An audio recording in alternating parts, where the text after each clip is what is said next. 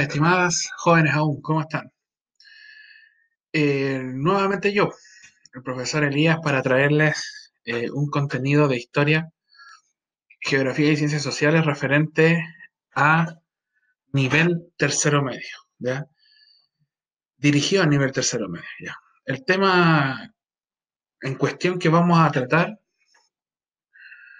va a ser específicamente un tema relacionado con la democracia, relacionado con lo que hablamos la clase pasada, como no solo métodos de participación, porque vimos eh, características particulares de la ciudadanía, pero ahora vamos a ver un tema más general, un tema más global, afecta no solo a Chile, sino que a todos los países del mundo.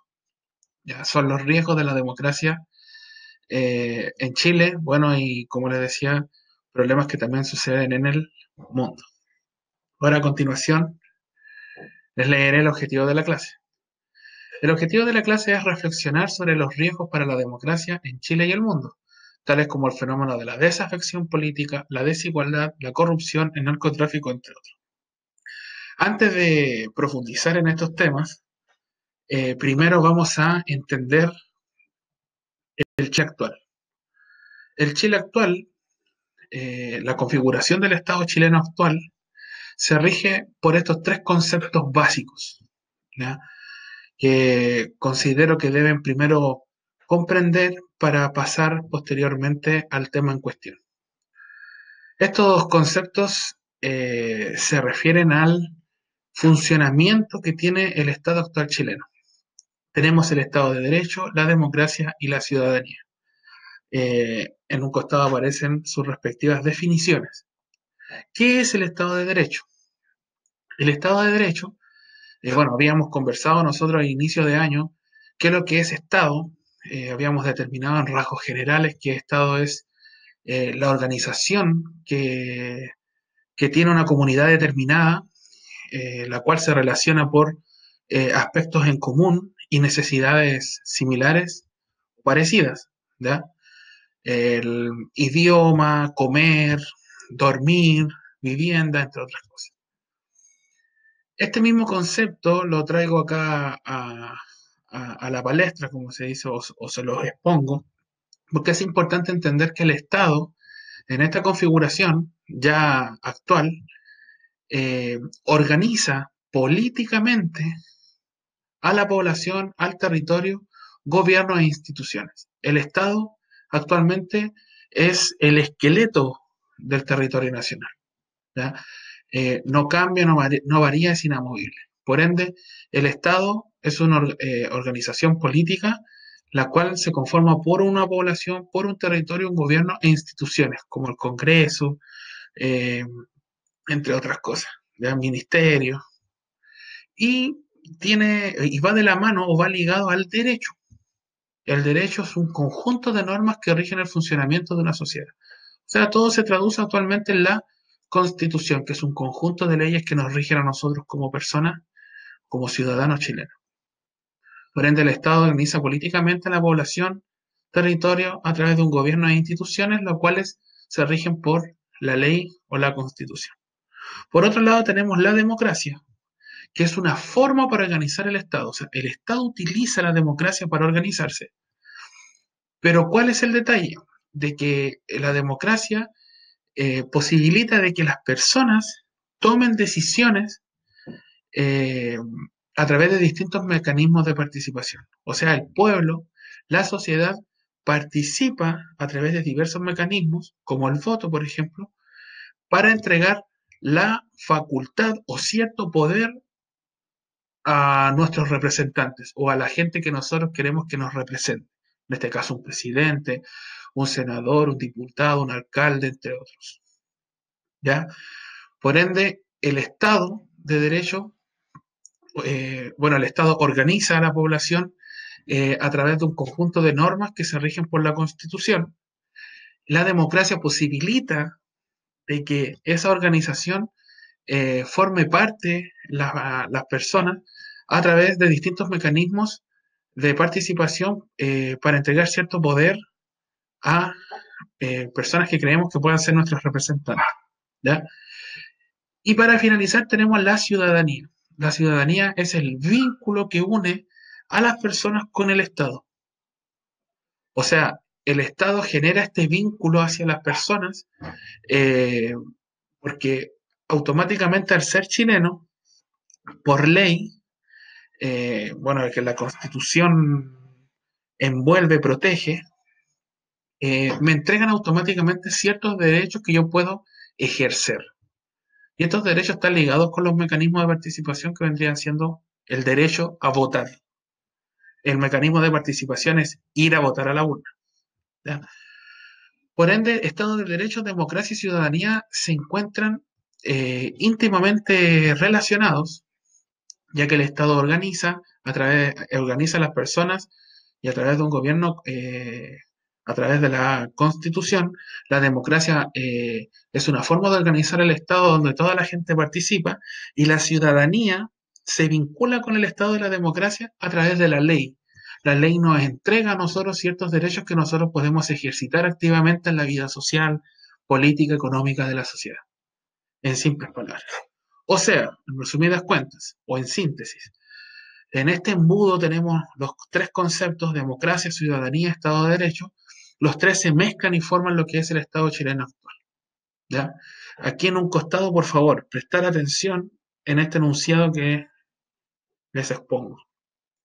El Estado, entonces, establece un vínculo con las personas a través de la ley, de las leyes, Constitución. Las personas pasan a ser ciudadanos, los que deben cumplir con obligaciones y derechos. Obligaciones, pagar impuestos, respetar la ley. Derecho, por ejemplo, derecho yo a ir a votar o a manifestarme, entre otras cosas. El Estado utiliza el sistema democrático para que los ciudadanos, mediante mecanismos de participación activa como el voto, ir a votar a la urna, puedan involucrarse en la vida social, política y económica de la sociedad.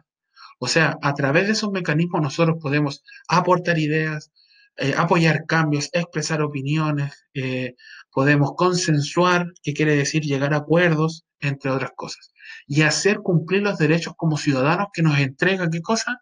La Constitución. No sé si ustedes se dan cuenta, es todo, todo va ligado con un hilo.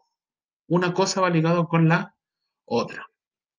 Ya teniendo claro qué es el Estado chileno y teniendo claro de que el Estado chileno se rige bajo un sistema democrático, pasamos a este tema. Hay elementos que ponen en riesgo la democracia en Chile, en Latinoamérica y en el mundo. Si bien a través del Estado, a través de las leyes, a través de la democracia, los mecanismos de participación, los derechos que me ampara la ley, yo puedo ejercitar esos derechos y aportar a la sociedad. Hay fenómenos que ponen en riesgo o en peligro esta dinámica de participación activa de las personas en la sociedad. Y es algo que teme el Estado y temen los gobiernos, de que no se pueda controlar. Específicamente, algunos de estos fenómenos los concentré en cuatro, que vendrían siendo la desafección política, la desigualdad, la corrupción, el narcotráfico. La desafección política, que ahí aparece Lisa intentando gobernar, y hay distintas opiniones, obviamente. La desafección política es el desapego que tiene la persona hacia la política, hacia el quehacer político, hacia el rol ciudadano, ya de cumplir con ciertos deberes, de cumplir con ciertas obligaciones o llevar a cabo ciertos derechos. El sistema democrático ha perdido de legitimidad, o ha perdido poder, o ha perdido credibilidad o confianza por la baja participación electoral. Algo es lo que ocurre de que la gente no va a votar. Baja aprobación en las encuestas. Baja aprobación de las encuestas hacia el presidente, hacia un ministro, hacia un partido político, etcétera. Y esto genera que se desarrollen o nazcan movimientos sociales contra el sistema, ya sea contra el sistema democrático y los representantes del gobierno. ¿Ya? Eh, Existen diversos elementos o factores para que la gente los tome y no lleve a cabo su participación en esta toma de decisiones. Eh, por ejemplo, tenemos el caso de la contingencia nacional que se comenzó a desarrollar desde octubre del año pasado, donde la gente ya se cansó de escuchar discursos, llevó a cabo acciones eh, no democráticas en algunos casos, pero en algunos casos sí, por ejemplo, cabildo, los vecinos se juntaban, generaban opiniones, generaban listas de soluciones, entonces eso era sumamente importante, increíble que la gente comenzó eh, a juntarse y empezó a decidir, a consensuar, a tomar acuerdos entre ellos mismos. Bueno, dependiendo de la población, del lugar, etcétera. La ciudadanía da a entender que los líderes políticos tienen más interés en defender su posición de poder que en representar a sus electores. O sea, el candidato de un partido político pretende resguardar la visión del partido político cuando sea presidente o cuando sea electo a algún cargo público, o pretende resguardar la visión, proteger la visión y proyectar la visión de todos los ciudadanos chilenos. Entonces, es ahí el problema. O sea, que esta desafección se producen por distintos elementos que va a depender de la época, del momento. Bueno, en este caso, en Chile lo que ocurrió con la contingencia nacional. Eh, la desafección política se centra específicamente o se evidencia, se toma como registro el ir a votar, ese mecanismo de participación. Quien no va a votar no está ejerciendo su derecho a voto, no está llevando a cabo o cumpliendo con su deber cívico o ciudadano, y por ende ocasiona problemas al sistema democrático actual. Como aparece acá en la imagen, odiamos la política, desafección, movimientos sociales y regeneración democrática. Importante esa frase, regeneración democrática. ¿Qué quiere decir regeneración democrática? Quizás el aparato democrático o el sistema democrático no está adecuado a la época, o quizás existen otros elementos que no está tomando en cuenta el gobierno que ayuda a organizar el Estado democrático. Entonces hay distintos miradas, distintos tipos de análisis que podemos ejecutar o podemos ejercer con estos temas. Pero lo contradictorio, como aparece acá, es, se dice, bueno, con lo que leímos anteriormente, que existe una baja participación electoral en los jóvenes, también sumaría a adultos o a gran parte de la sociedad chilena, y al mismo tiempo un creciente compromiso en diferentes causas de interés público, como la educación gratuita. Si sabemos que nuestros representantes son los que velan por nuestras necesidades, si gran parte de la población no tiene cómo pagar una universidad, quien debiese ayudarnos con o que tengamos acceso a la oportunidad de estudiar son nuestros representantes. Entonces, es ahí lo contradictorio. O sea, no participan con las personas que nosotros escogemos como nuestros representantes, pero sí la gente pide cambio en distintas cosas, pero eh, bajo su propia visión, su propio resguardo como sociedad, pero no con representantes. Entonces es bien contradictorio. Pero he aquí el problema. Es un problema que tiene una discusión profunda. Sigamos con la desigualdad. La desigualdad se define como falta de equilibrio e igualdad entre dos o más personas, cosas, hechos o realidades. Es un desequilibrio como aparece en la imagen, cuando aparece un señor sentado en un sillón fumándose un cigarro, y en otro costado aparecen distintos tipos de personas donde son mayoría, pero se desequilibra la balanza hacia el otro lado. Ya, quizás qué postura, qué posición social tendrán. Uy, hay un montón de visiones analíticas que podemos ejercer sobre esta imagen. ¿Ya? Lo que nosotros nos debemos, con lo que nos debemos involucrar, son con los distintos tipos de desigualdades que existen. ¿Ya?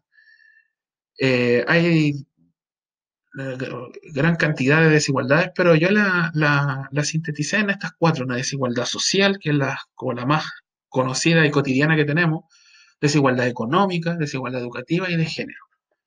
Tenemos acá en este esquema los distintos tipos de desigualdades. Por ejemplo, la de género sin acceso a las mismas oportunidades, por ejemplo, por sexo. ¿Ya? Lamentablemente ocurre en la actualidad que ser hombre, ser mujer, tiene distintas posiciones, tiene distintas miradas, tiene distintas exigencias, hasta en algunos casos distintas oportunidades, incluso no solo sexo entre hombre y mujer, también podemos colocar distintas condiciones sexuales, por ejemplo, o tendencias sexuales, perdón, transformistas, transexuales, etcétera, lesbianas, homosexuales, entre otras cosas que la, algunas personas los consideran distintos, pero en este sentido, que estamos viéndolo desde el punto de vista de la ley, de la Constitución no mira caras, solamente la Constitución hace cumplir o entrega la ley, perdón, eh, hace cumplir la ley, además, y el derecho es para todos por igual. Entonces no hay ninguna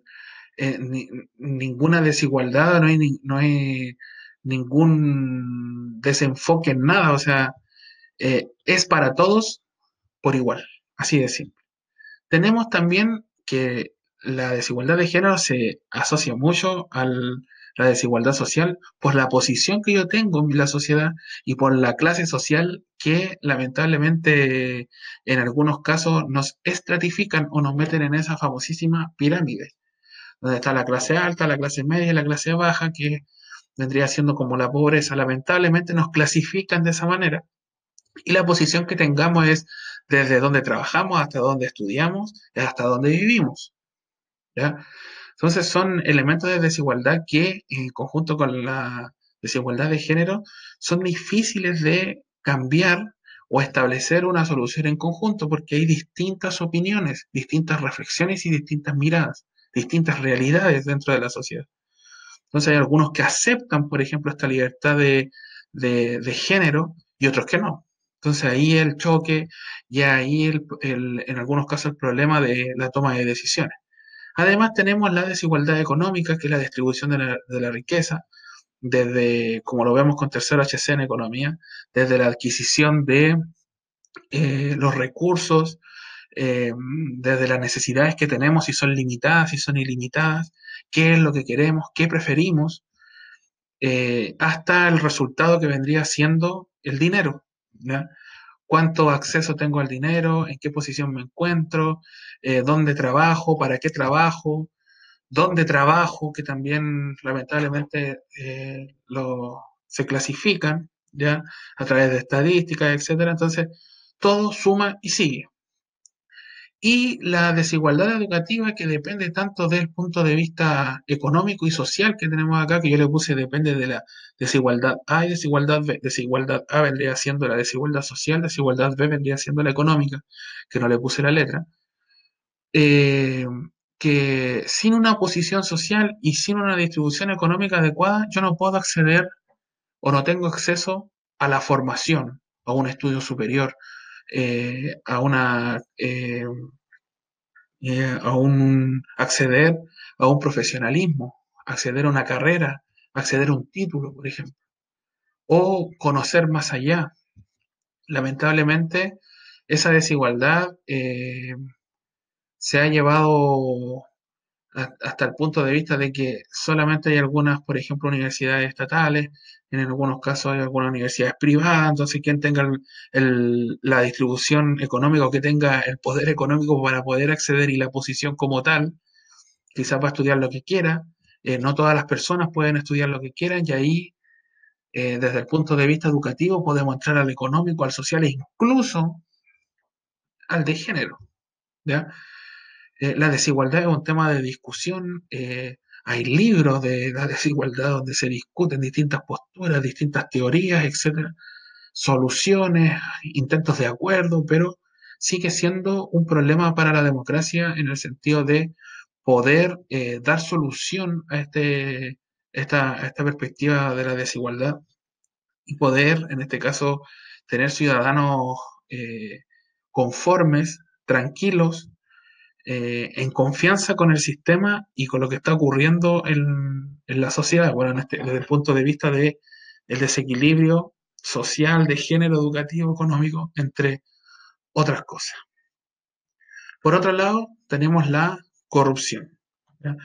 Me imagino que este concepto lo han visto en la televisión, se enfoca netamente en lo político, y específicamente la corrupción es el mal uso del poder público, ¿ya? Para obtener una ventaja ilegítima, ilegal, ¿ya? O delito, y provecho económico o de otra índole. ¿Ya? El mal uso del poder público, bueno, funcionarios públicos que tienen cargos públicos, por ejemplo, puede ser desde un presidente hasta un senador, hasta un diputado, un consejero regional, entre otras, un alcalde, entre otras posiciones, e incluso hasta un profesor que está contratado por el Estado, un funcionario de la aduana, etcétera. Todos cumplimos un rol como funcionario público. Bueno, yo en mi caso personal soy un funcionario público, entonces eh, tengo que mantenerme eh, tengo que mantener cierta conducta como funcionario público. ¿Por qué? Porque lamentablemente, la corrupción, no lamentablemente, la corrupción es penada por la ley, ¿ya? Y es penada por la ley de acuerdo a la constitución política. En la constitución de política aparece el principio de probidad, el deber ser que debe cumplir un funcionario público. Eh, de acuerdo a la ley, consiste este principio de probidad en observar la conducta del funcionario público, que sea intachable, que tenga un desempeño honesto, leal de la función o cargo. O sea, yo no voy a llegar al liceo, lo voy a estar tratando con garabatos, voy a andar manejando mi auto en estado de ebriedad, voy a estar insultando a todos en la calle. No, yo tengo que cumplir con una conducta, tengo que cumplir con un principio de probidad que lo exige la ley. Si no lo cumplo, o si alguien no lo cumple, si hay, por ejemplo, un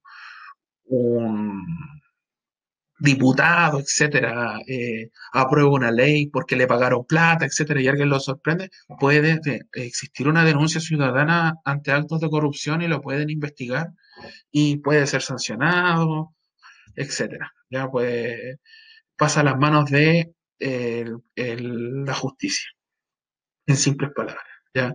Ahí, bueno, ahí aparece la imagen de un hombre con terno y corbata y despilfarrando dinero, de un punto de vista de la corrupción, quizás netamente ligado a la economía. Y por otro lado, tenemos el narcotráfico. ¿Por qué el narcotráfico es un riesgo para la democracia? Primero definamos qué es narcotráfico. Actividad comercial de manera ilegal y de grandes cantidades de drogas tóxicas. O sea, es una actividad comercial de compra, venta de productos ilícitos. Bueno, la droga es un producto no aceptado en la sociedad y está penado por la ley. ¿Por qué es un riesgo para la democracia? No es posible la democracia en entornos donde las redes delictivas, o sea, esta compra y venta de drogas, se ha convertido en actores más poderosos. ¿Ya? Estas redes sean poderosísimas, estas redes no solamente se producen en una cuadra, sino se producen en una ciudad completa.